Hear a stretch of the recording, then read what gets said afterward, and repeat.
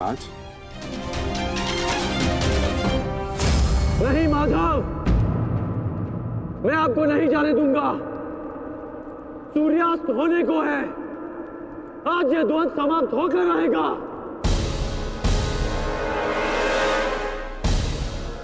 तो ठीक है अंगराज, तुम अपना महारथी होने का कर्तव्य पूर्ण करो और मैं सारथी होने का कर्तव्य निभाऊंगा। केवल शब्दों के बाणों से अर्जुन और वासुदेव को नहीं रोक पाओगे कर्ण। उसके लिए तो महा दिव्यास्त्र चाहिए। मेरे धैर्य को मत ललकारिए माधव। मैं इस युद्ध के लिए कुछ भी करूंगा। यदि आप ना रुके तो मैं दिव्यास्त्र का प्रयोग करूंगा। मैं ब्रह्मास्त्र का प्रयोग करूंगा।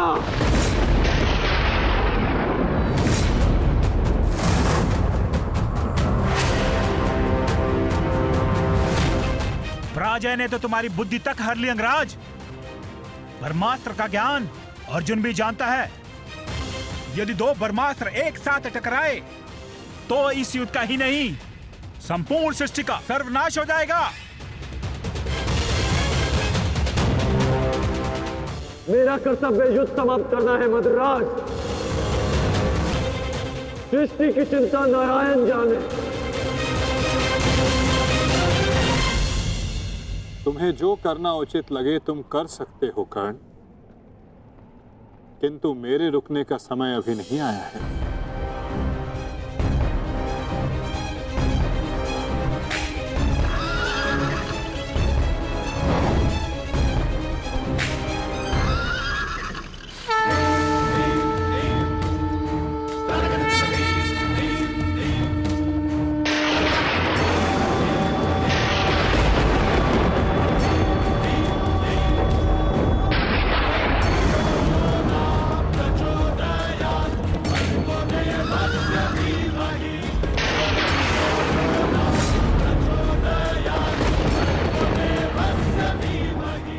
नहीं पार्थ,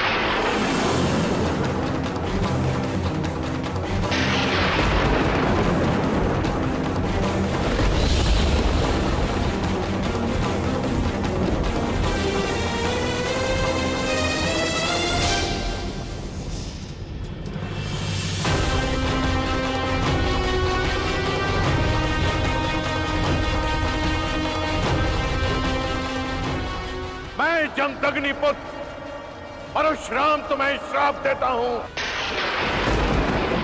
कि मेरे द्वारा दिए गए दिव्यास्त्रों का तुम उपयोग नहीं कर पाओगे। जिस समय तुम्हें इन दिव्यास्त्रों की सबसे अधिक आवश्यकता होगी, उस समय तुम इसके अनुसंधान की विधि भूल जाओगे।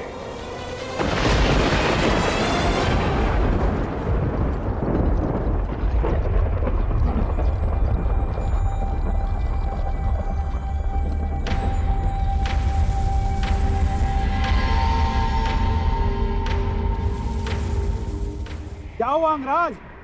प्रहार करो। ये प्रहार मेरे लिए प्रतिबंधित है मद्राज। रथ को आगे ले चलिए। बस कीजिए माता, अब सहन नहीं होता। सहना है भी नहीं पार्थ।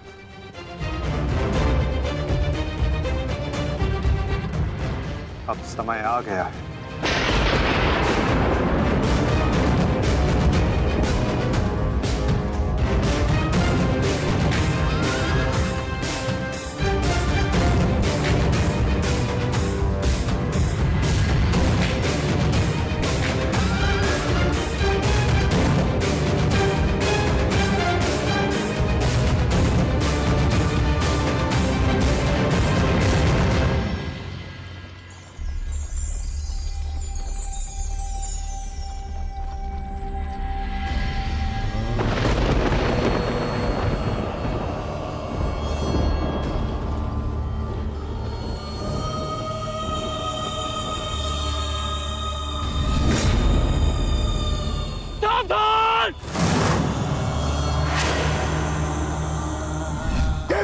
प्रकार तुमने कीचड़ में फंसे हुए मेरे असहाय बछड़े को मारा है, उसी प्रकार तुम भी एक दिन पृथ्वी पे असहाय गिरे रहोगे।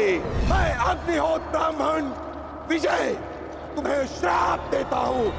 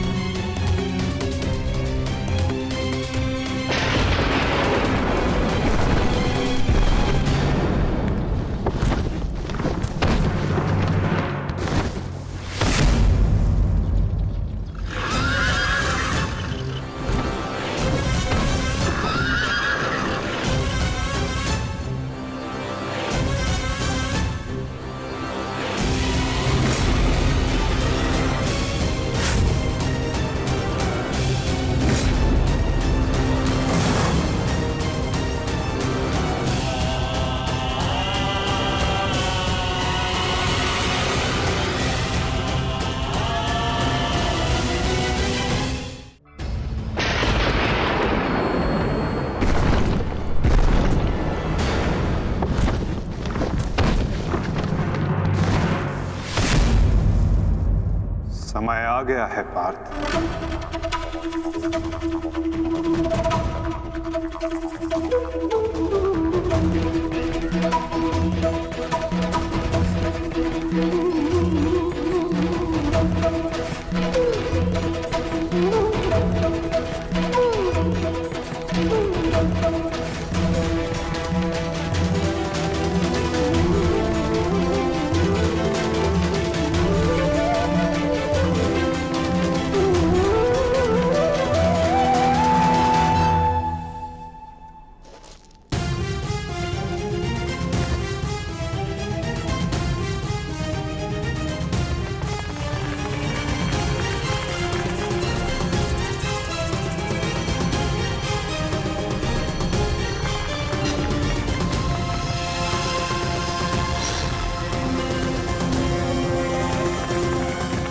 मद्राज, चक्र निकालने में मेरी सहायता कीजिए।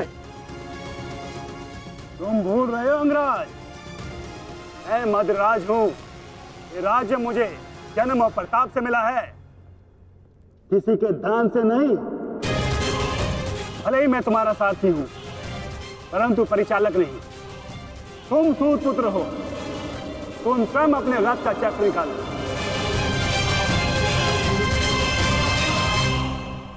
समझ आया महारथी सूत पुत्र?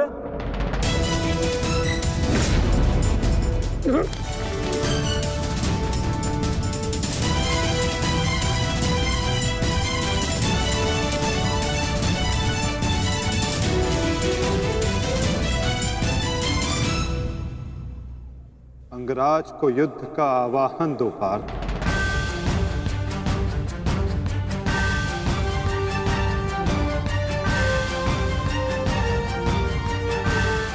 परंतु माधव, वो अभी वीरत है, शस्त्रहीन है। तुमने मुझे वचन दिया है पार्थ कि तुम अपने सारथी की हर आज्ञा का पालन करोगे। आज तुम मुझे आज्ञा मत देना पार्थ, अपितु आज तुम मेरी प्रत्येक आज्ञा का पालन करना। क्यों आज्ञा माधव? अंगराज को युद्ध का आवाहन दो पार्थ।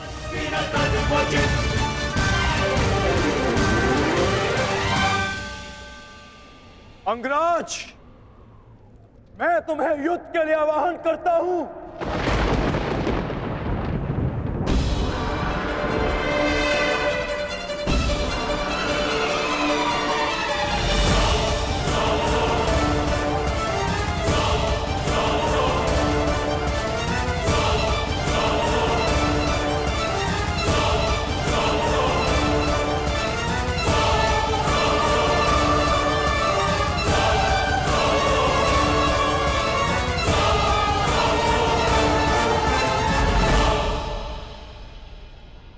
हर दिशा में फैल जाओ, रथ के चक्रों के चिन्ह का पीछा करो।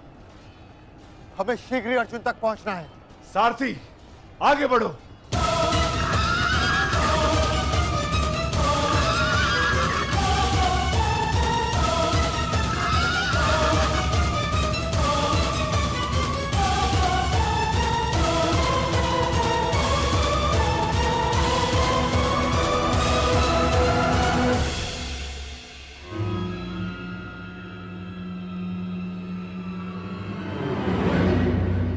ये कैसी नीति है माधव?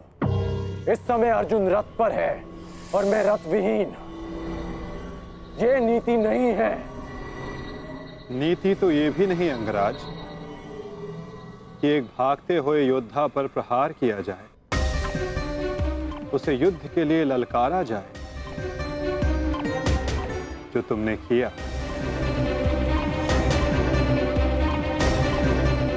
आप कह रहे हैं तो उचित ही होगा माधव, परंतु युद्ध से पूर्व मुझे अपने रथ का चक्र निकालने दीजिए।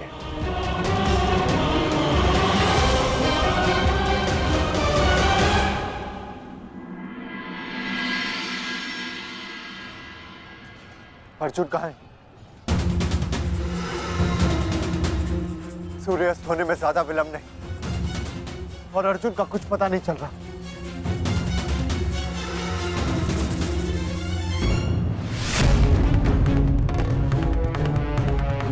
माधव रथ को उस ओर ले गए थे, हमें उस तरफ चलना चाहिए। सारथी, आगे बढ़ो। सारथी, शीघ्रता करो, उस ओर चलो।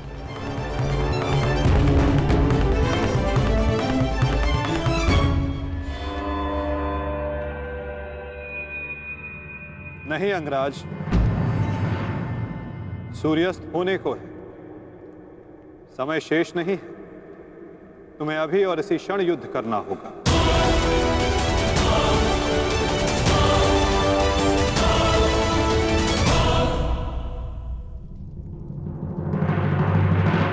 आपने हमारे ज्येष्ठ का सत्य हमसे क्यों छुपाए रखा?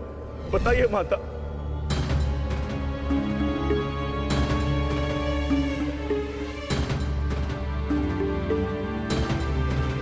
चिंतित ना हो माताश्री, आपके पुत्र सुरक्षित हैं। कौन सा पुत्र द्रौपदी?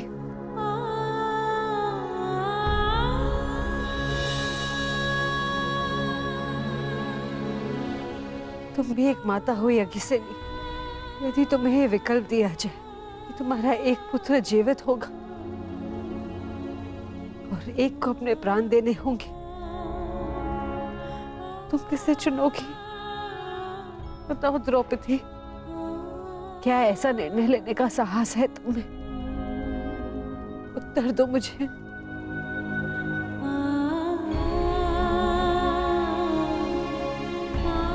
अपनी किशोरावस्था में की गई भूल के कारण मुझे अपना समस्त जीवन इस रहस्य के साथ व्यतीत करना पड़ा। मैं अपनी इस भूल का पश्चाताप अपने पूरे जीवन में नहीं कर पाऊंगी।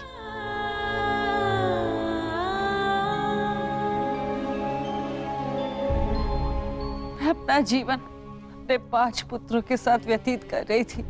एक माँ होने का पूरा कर्तव्य निभाया मैंने, किंतु मेरा एक पुत्र जिसे ना पिता का नाम मिला, ना माता का स्नेह, वो अपने समस्त जीवन में एक पुत्र होने के समस्त सुखों से वंचित रहा। और मैं एक अभागन माता उसके लिए कुछ नहीं कर पाई। कर्ण के साथ जो मैंने अन्याय किया, उसके लिए मैं स्वयं को कभी क्षमा नहीं कर पाऊंगी। बताओ मुझे, भला एक माँ अपने किसी पुत्र की मृत्यु का चुनाव कैसे करे? किसकी दीर्घायु के लिए प्रार्थना करूं? यदि एक के जीवन के लिए प्रार्थना करती हूँ तो उसका अर्थ ये होगा कि दूसरे पुत्र की मृत्यु के लिए प्रार्थना करना। किसके लिए प्रार्थना करूं? उस पुत्र के लिए जो सदैव मुझसे दूर रहा है, जिसे कभी अपने वास्तविक माता पिता का स्नेह नहीं मिला, या उस पुत्र के लिए जो सदैव हमेशा मेरे साथ रहा है,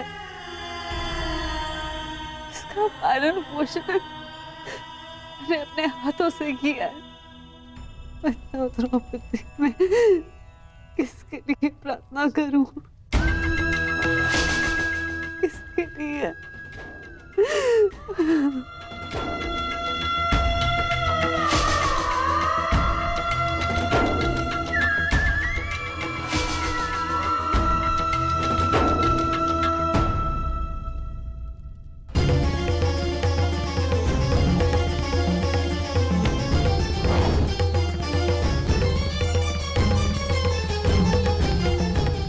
मिस्टर दुर्योधन, उधर देखो।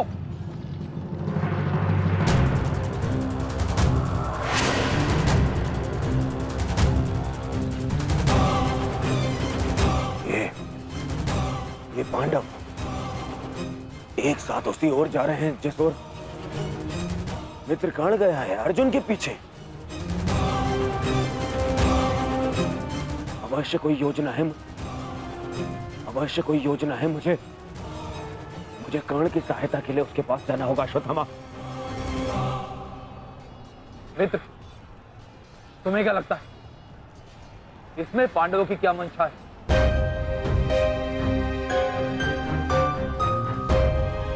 पता नहीं मित्र, परंतु मेरा हृदय कह रहा है कि कर्ण किसी संकट में है। मुझे जाना होगा। सारथी, चलो। आज जो हो रहा है वो तुम्हें अनीति लग रही है कर्ण? स्मरण करो, जो तुम सबने मेरे पुत्र अभिमन्यु के साथ किया, क्या वो नीति थी? क्या वो धर्म था?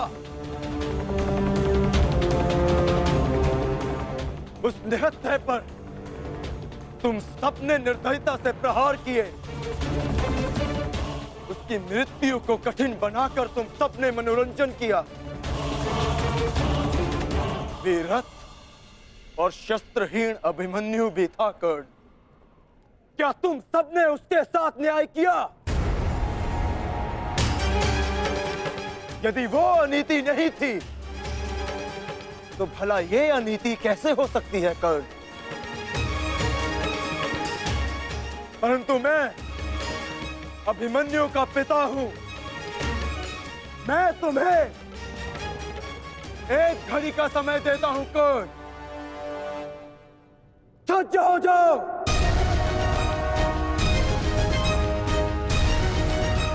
भद्रराज, मुझे मेरा विजय धनुष दीजिए। जब तक मेरे गुरु का विजय धनुष मेरे हाथ में है, कोई मुझे परास्त नहीं कर सकता। शीघ्र कीजिए।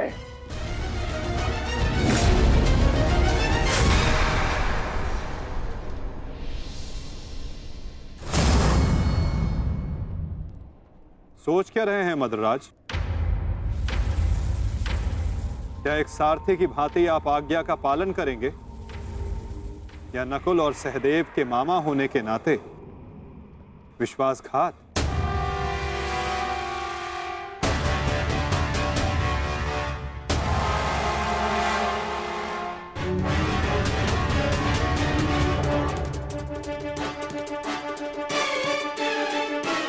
नहीं अंगराज, मैं तुम्हारी आज्ञा का पालन नहीं करूंगा।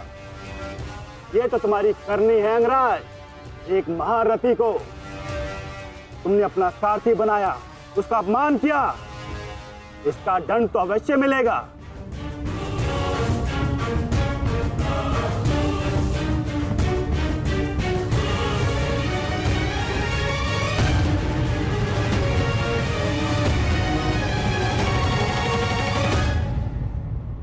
मैं अपने रथ का चक्र निकाल रहा हूं।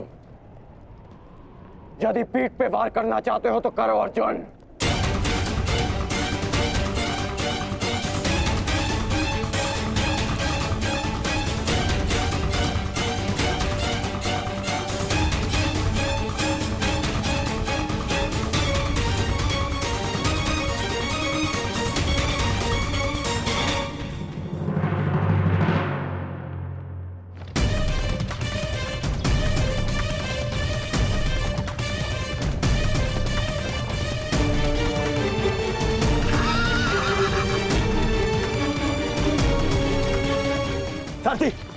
उसको बंद करो जरा, उसकी ओर जाना। चलो।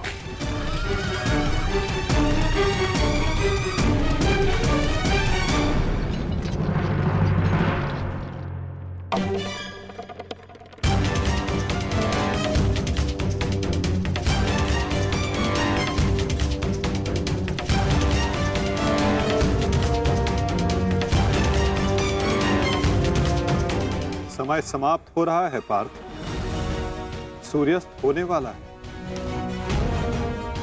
कर्ण को अंतिम चेतावनी दो पार्थ।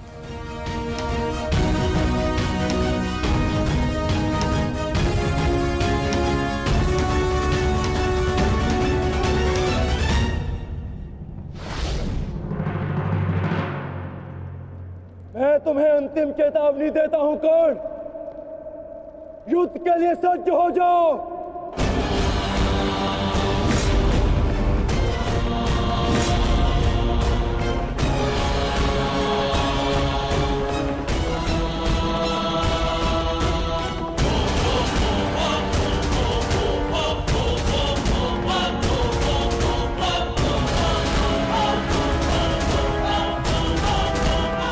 मद्राज, मुझे मेरा विजय धनुष दीजिए। चेतावनी का समय समाप्त हुआ पार्थ, बाण संधान करो।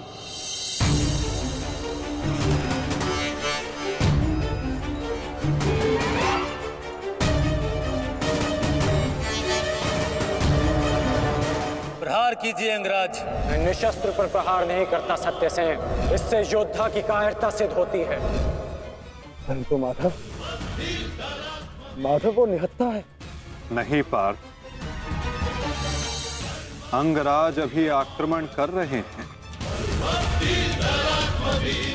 अपनी दृष्टि से अनेकों बाण बरसा रहे हैं। यदि अंगराज के हाथों में विजय धनुष आ गया तो तुम कुछ नहीं कर पाओगे पार्थ। अंगराज को परास्त करना असंभव हो जाएगा।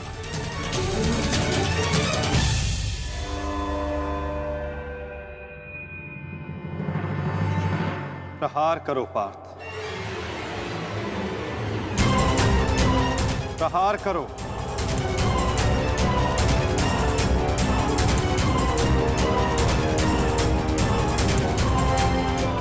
अपने मार्गदर्शक की आज्ञा का पालन करो पार्थ। अभिमन्यु की पीड़ा को स्मरण करो।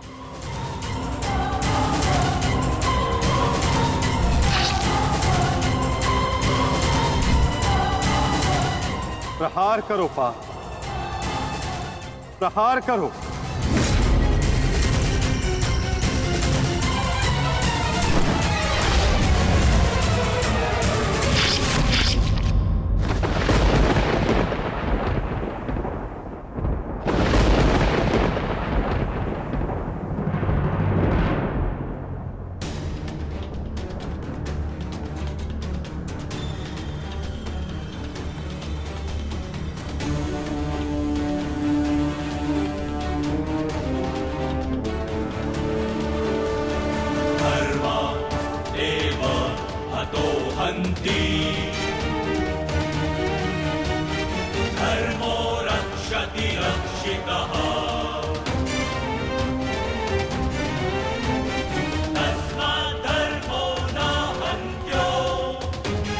ये क्या है माधव?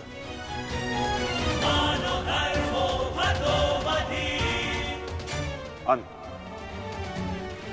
अधर्म की नींव को गिराने के लिए भवन के सुंदर कंगूरे का भी अंत करना पड़ता है कर्ण।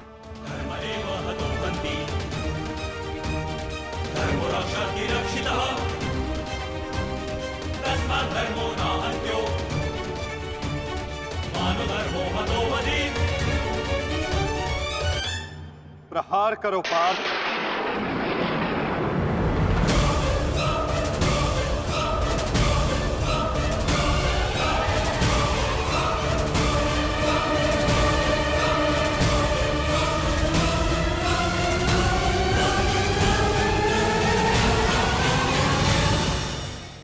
प्रहार करो पार्थ।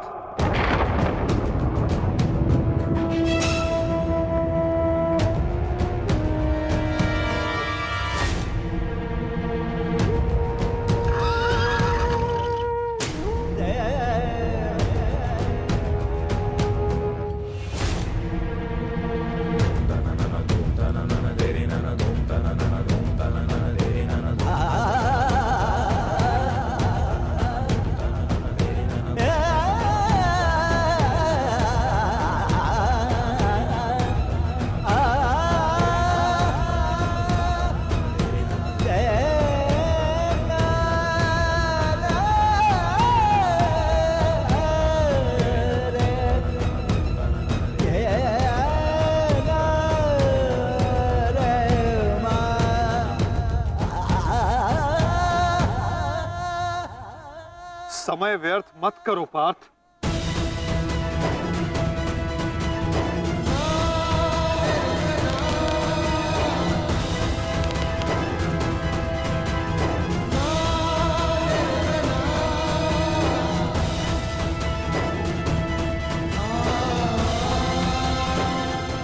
प्रहार करो।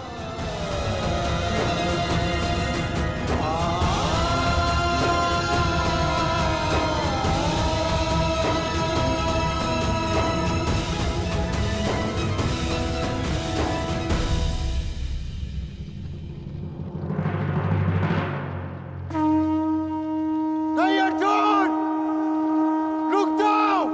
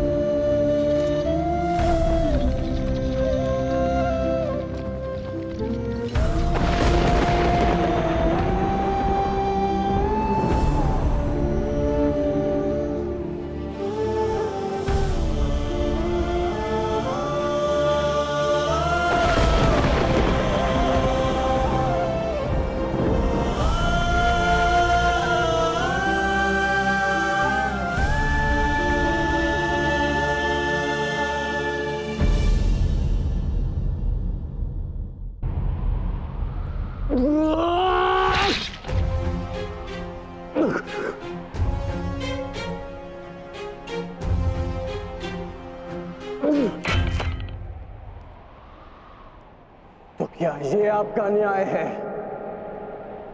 क्या इसीलिए आप मुझे मोरपंख हो जाने के लिए कह रहे थे? उत्तर दीजिए, उत्तर दीजिए, उत्तर दीजिए, उत्तर दीजिए, उत्तर दीजिए।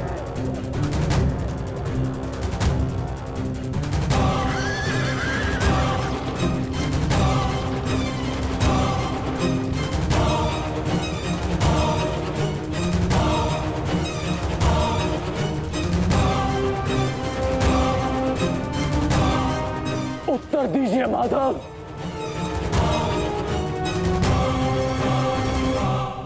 उत्तर बहुत लंबा है कर्ण, और समय बहुत कम।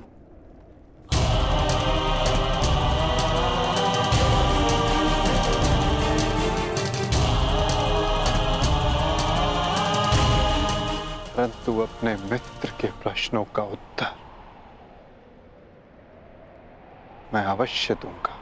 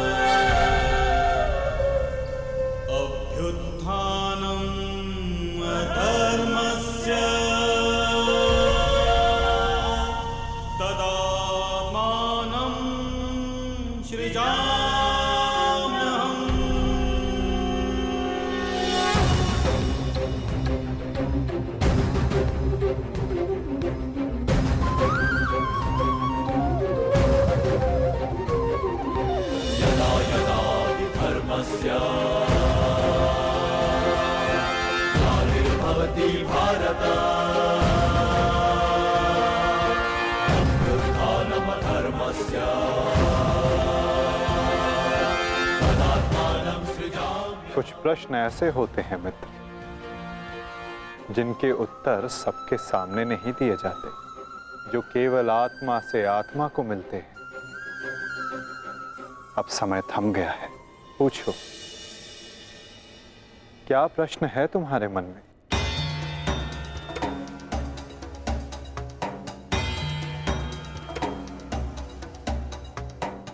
आप तो सारथी हैं ना, अपने रथी का मन पढ़ लेते हैं, तो पढ़ लीजिए। मैं पहले भी कह चुका हूं मित्र, मुझे तुम्हारे मुख से सुनना अच्छा लगता है। तो सुनिए, बताइए माधव, ऐसा क्यों होता है कि जो परिवर्तन की चाह रखता है उसे समाज का क्रोध क्यों सहना पड़ता है? समय तो स्वयं बदलता है ना, तो वो परिवर्तन का विरोध क्यों करता है? परिवर्तित होना समय की प्रकृति है मित्र, और परिवर्तन का विरोध करना अधिकतर लोगों की प्रकृति।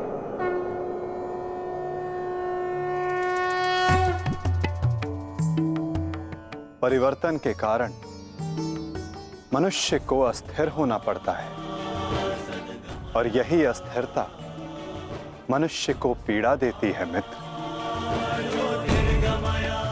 इसी कारण समाज परिवर्तन के विरुद्ध खड़ा होता है, परिवर्तन करने वालों को पीड़ा देता है, ताकि वो परिवर्तन के मार्ग से हट जाए। तो क्या इस विरोध के फलस्वरूप समाज को अधिकार है कि वो एक अबोध की हत्या करे? क्या दोष था मेरे भाई शौनक? यही कि उसने वेद पाठ किया, उसके लिए उसके मुख में पिघला स्वर्ण भर दिया गया।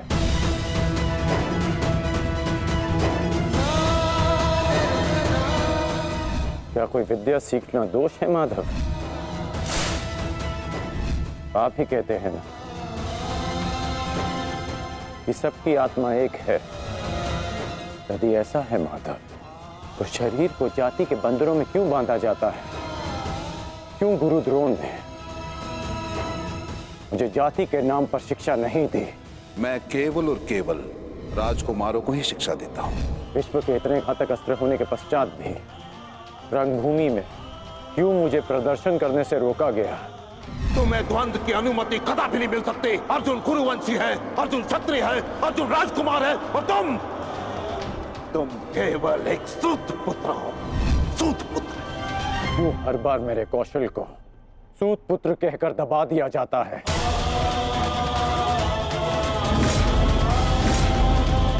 ठहरो, मैं एक सूत पुत्र से विवाह नहीं करूंगी। बताइए माधव, क्यों होता है मेरे साथ ऐसा?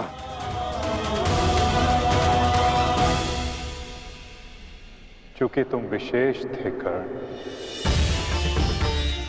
चूंकि भाग्य ने तुम्हें परिवर्तन के युद्ध का योद्धा चुना, और जो विशेष होते हैं उनकी परीक्षाएं भी विशेष होती हैं। जो अग्नि बुझाने का प्रयत्न करते हैं उनके हाथ भी जलते हैं मित्र। तपाया स्वर्ण को जाता है ताकि वो कुंदन बन सके, ना कि ताम्र या लौह को।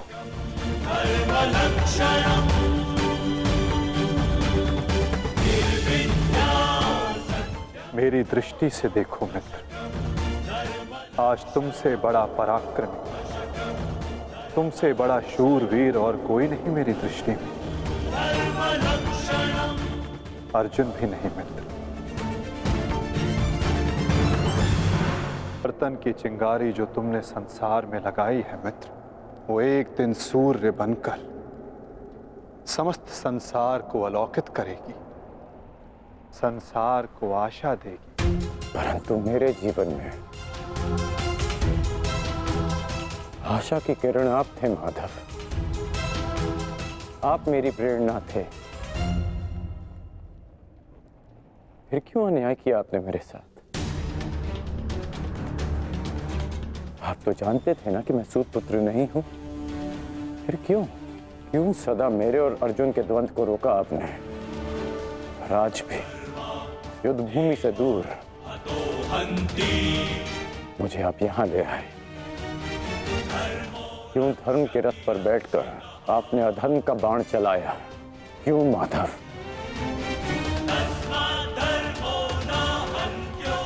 यदि आपको मेरे प्राण चाहिए थे तो सीधे कह देते माधव, मैं प्रसन्नता से अपना शीश काटकर थाली में आपको भेंट कर देता।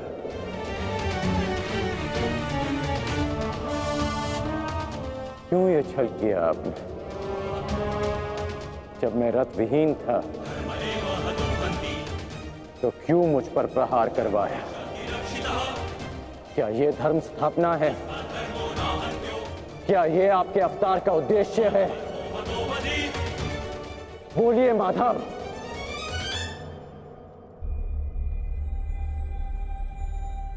आप उत्तर क्यों नहीं दे रहे हैं? अर्जुन से पूर्व मैं आपका रथी था, आप मेरे सारथी थे, और आप ही कहते हैं ना कि सारथी रथी का मन पढ़ लेता है। तो आज क्या हुआ?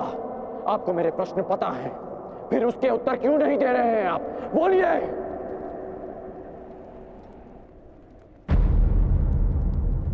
सारथी और रथी भिन्न कहाँ होते हैं राधे? वो दोनों तो एक अंग होते हैं। जब एक सारथी अपने रथी के मन में उठने वाले प्रश्नों को समझ जाता है, तो क्या रथी को अपने प्रश्नों का उत्तर अभी तक नहीं मिला? मैं परशुराम तुम्हें श्राप देता हूं। जिस समय तुम्हें इन दिव्यास्त्रों की सबसे अधिक आवश्यकता होगी, उस समय तुम इसके अनुसंधान की विधि भूल जाओगे। ब्रह्मास्त्र का आवाहन भूलने पर भी तुम्हें भान नहीं हुआ मित्र कि ये सब क्या है और क्यों हुआ?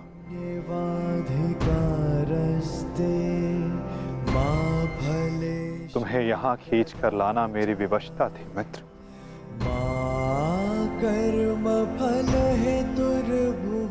ताकि परिवर्तन के इस शरीर पर श्रापों और पापों का बोझ उतारा जा सके।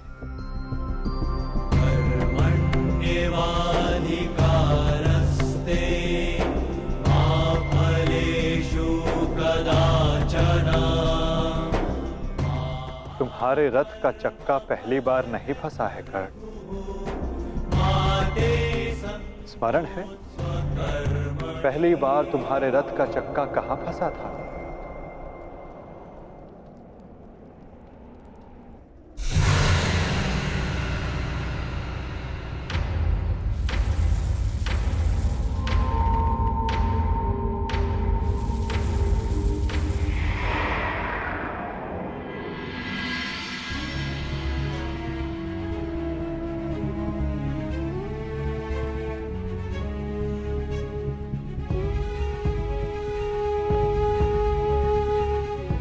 ये स्थान स्मरण है मित्र? स्मरण है कि हम किन परिस्थितियों में पहली बार मिले थे?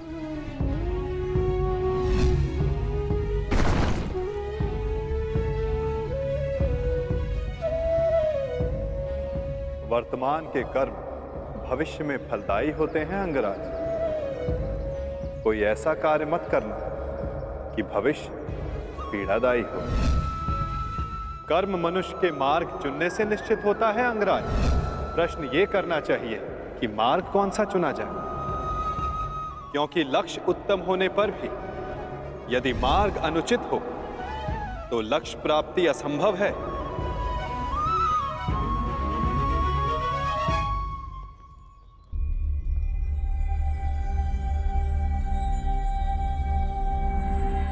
स्मरण है मुझे।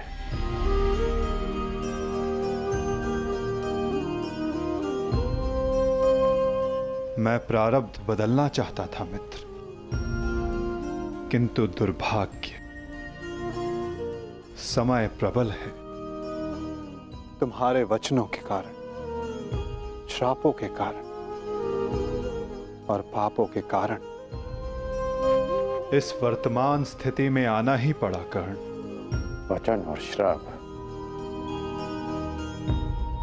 इन दोनों का बोझ मैं समझता हूं, परंतु पाप, मैंने कौन सा पाप किया माधव? परिवर्तन की चाह रखना, क्या ये पाप है? अपने गुरु के विश्राम को भंग न करना, क्या ये पाप है? अपने मित्र की सहायता करना, जिसने सदैव मुझे सहारा दिया, क्या ये पाप है?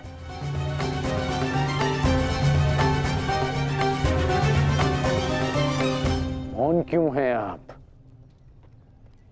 बताइए। मौन, यही मौन तुम्हारा पाप था मित्र। तुम्हारी चुप्पी तुम्हारा अपराध था। पांचाली के वस्त्र हरण पर तुम्हारे शस्त्रों का मौन रहना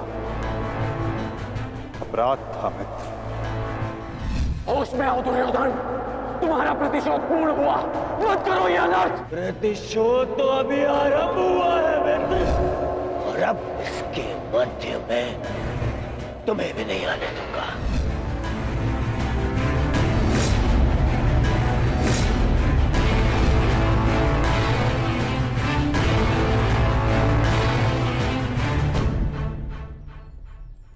मनुष्यों से भूल होती है, स्वाभाविक है। पांडवों से भी हुई, किंतु वो मौन नहीं रहे।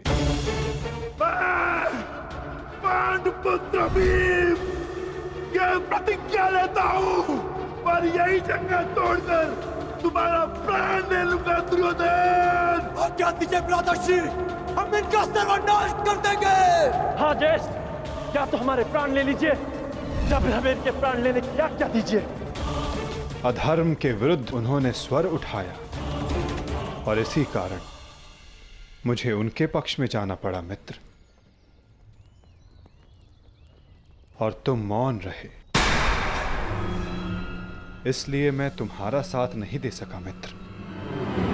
संसार को दुष्ट आत्माओं के उपद्रव ने जितनी हानि नहीं पहुंचाई, उससे कहीं अधिक हानि महात्माओं के मौन ने पहुंचाई है मित्र।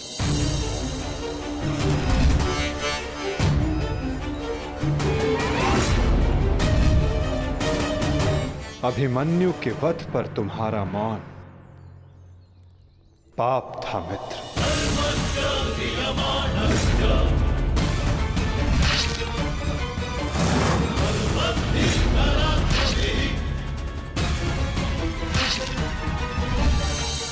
दुर्योधन के हर उठते स्वर पर तुम्हारा दबता स्वर अन्याय था। स्वप्न केवल ऊंचा और शुभ होना महत्वपूर्ण नहीं होता मित्र, उस स्वप्न को पूर्ण करने का मार्ग भी शुभ होना चाहिए। परिवर्तन की चाह में तुम अधर्म का हाथ थाम बैठे मित्र, ये तुम्हारा अपराध था। अपनी प्रतिज्ञा पूर्ण करने के लिए तुम दुर्योधन को मित्रता का वचन दे बैठे मित्र, ये तुम्हारा अपराध था। अमृत पाने की यात्रा तुमने विषधर के कंधों पर बैठकर की मित्र, ये तुम्हारा अपराध था।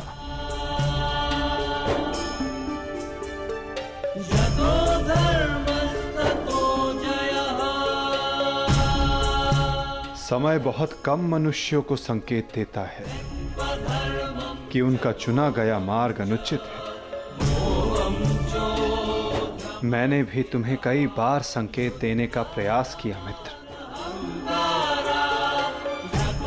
अवसर तुम्हें मिला था मित्र, कई बार मिला था, किंतु अपने वचन के कारण तुम सत्य के मार्ग पर ना आ सके मित्र, ये तुम्हारा अपराध था। अवश्य तुम थाली में सजाकर मुझे अपना सर दे देते, किंतु उनसे उन पापों का, उन श्रापों का भार कम नहीं होता मित्र, जिनको तुमने अपने कंधों पर लादा हुआ है। हम सब अपने चैनों का उत्पाद होते हैं मित्र। हमारे चैन ही हमारा प्रारब्ध निश्चित करते हैं, और आज इस पल का निश्चय तुम्हारे चैन ने किया है।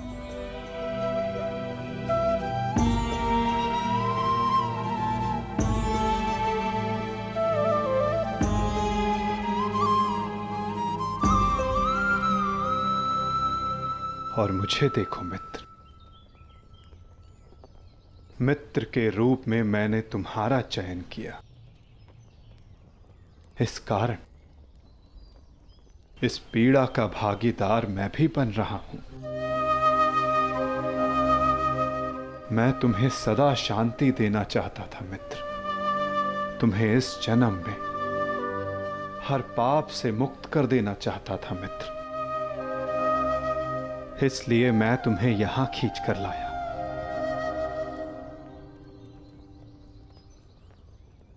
मुक्त हो जाओ मित्र, मुक्त हो जाओ कर्ण।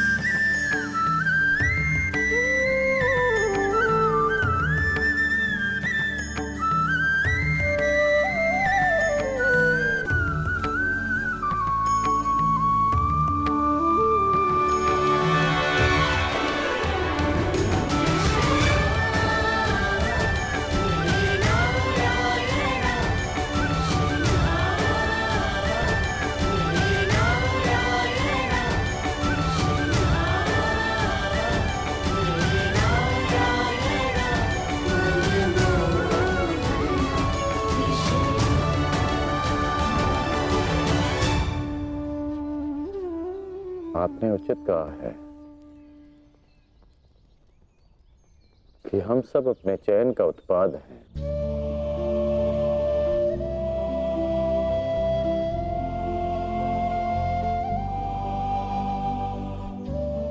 मेरा ये घाव भी मेरे चयन का परिणाम था। उसे आपने ले लिया माता, परंतु ये अवश्य किसी और के हिस्से में पीड़ा गई होगी।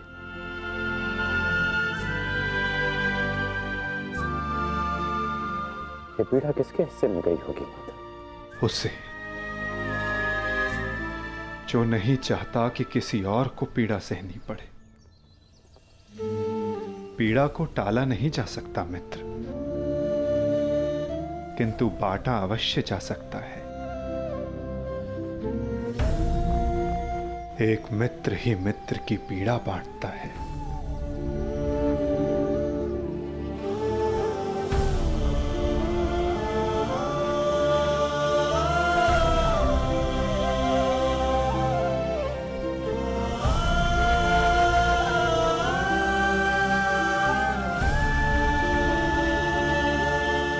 ये क्या किया माधव? ये क्यों किया आपने? तुम उस राजसभा को भूल गए मित्र, भूल गए कि ये युद्ध मैं ही हूं, और इस युद्ध में चलने वाला अस्त्र और शस्त्र भी मैं ही हूं मित्र।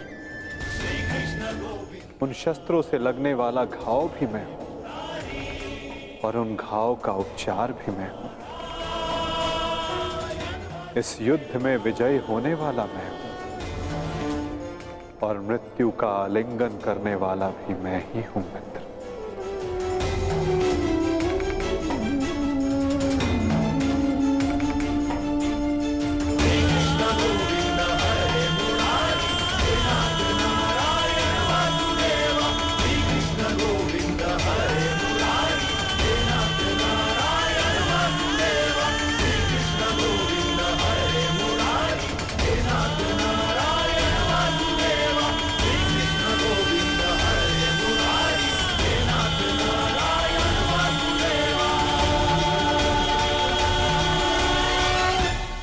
दोनों मित्र हैं।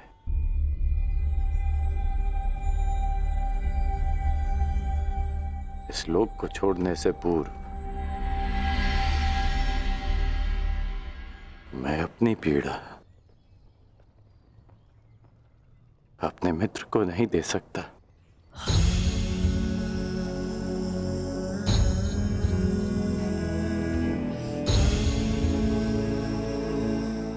माधव, मेरे जीवन रथ को अंतिम लक्ष्य पर ले चलिए। ले चलिए माता। मैं प्रसन्न हुआ मित्र। एक समय था कि मैंने तुम्हें अपना रथी चुना था और मैं सदा चाहता था कि तुम मुझे अपना सारथी चुनो। अंतिम क्षणों में ही सही, किंतु आज तुमने मुझे अपना सारथी चुना मित्र। आओ मित्र, तुम्हें तुम्हारे लक्ष्य पर ले चलता हूं। सूर्यास्त होने से पूर्व तुम्हें वहां पहुंचना है और विश्राम करना है मित्र।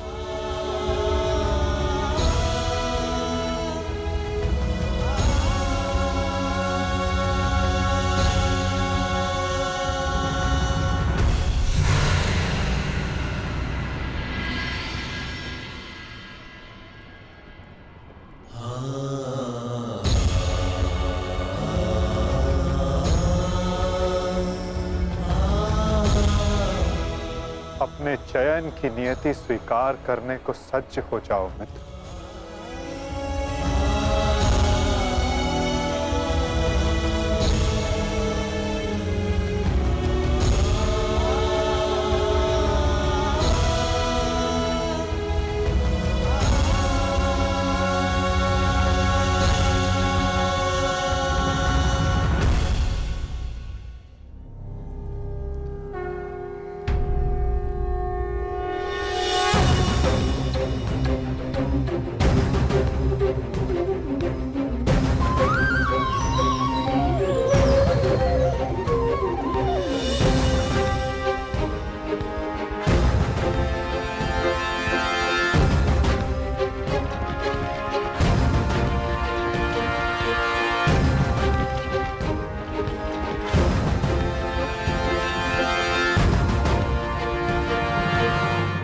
मुक्त करो अंगराज को पार्थ।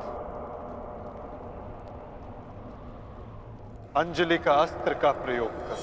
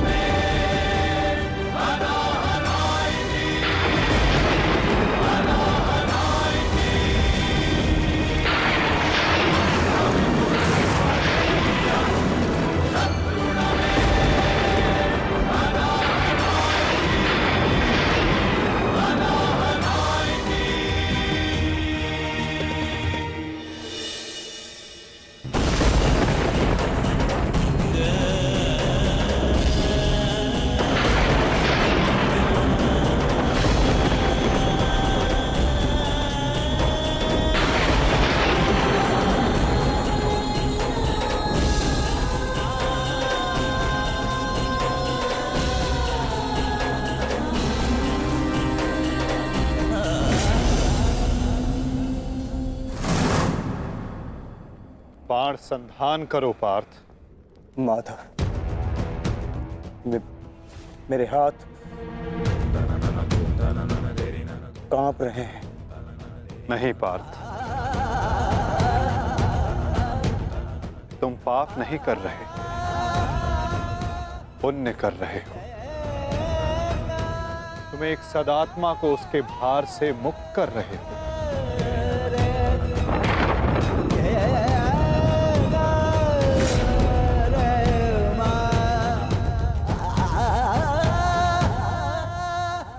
हे मृत्यु, तैयार यदि तू आने को, प्रसन्न मुखा।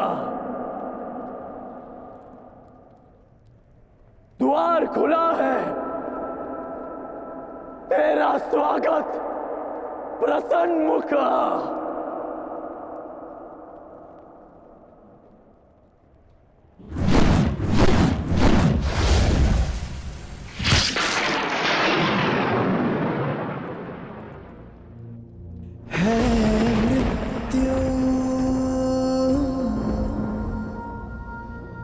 तैयार यदि तुम आने को, प्रसन्न मुख